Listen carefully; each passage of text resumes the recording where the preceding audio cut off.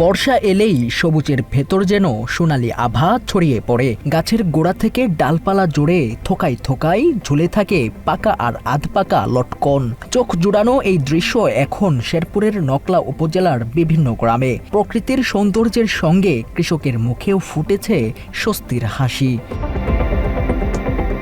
বিশেষ করে উপজেলার চন্দ্রকোনা ইউনিয়নে এবার হয়েছে লটকনের বাম্পার ফলন। সকাল থেকে বাগানে চলছে ফল সংগ্রহের ব্যস্ততা। কেউ গাছ থেকে লটকন নামাচ্ছেন, কেউ বাছাই করছেন, আবার কেউ বাজারে পাঠানোর প্রস্তুতি নিচ্ছেন।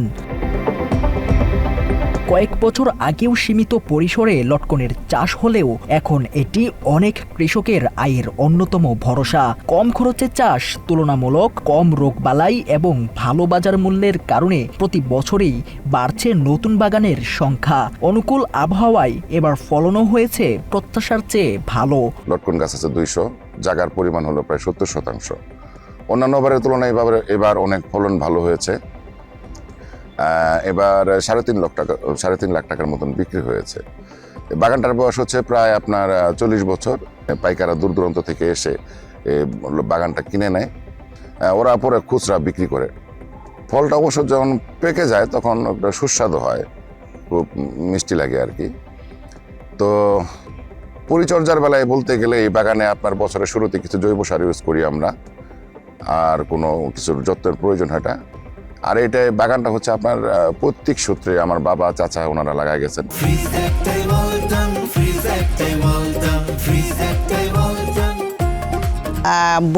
ববিটার নাম হলো লটকন। হ্যাঁ, আমরা ছোট থেকে বলে আসছি এটা লটকন ববি।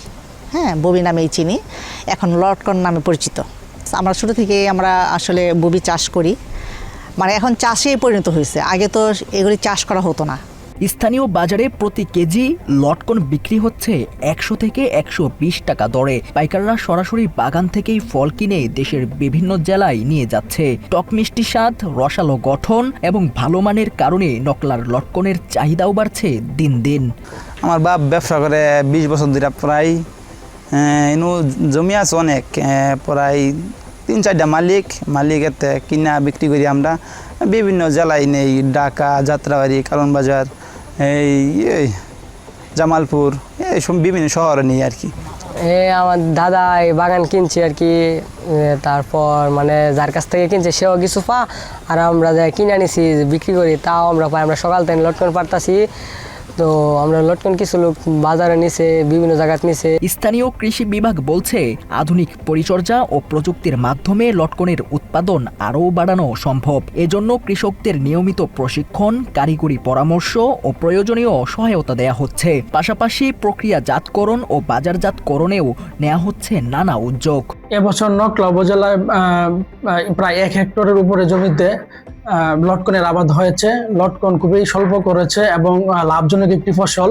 কৃষক এই লাভের জন্য লটকন চাষে আগ্রহী হচ্ছে দিন দিন। আমাদের কৃষি বিভাগ কৃষকরা যেন লটকন চাষে লাভবান হতে পারে সেই জন্য সবসময় কৃষকদের পরামর্শ সহযোগিতা দিয়ে সবসময় পাশে আছে। একসময় যে ফলটি ছিল বাড়ির আঙিনার পরিচিত গাছ, আজ সেটিই হয়ে উঠছে অনেক কৃষকের স্বপ্নের ফসল।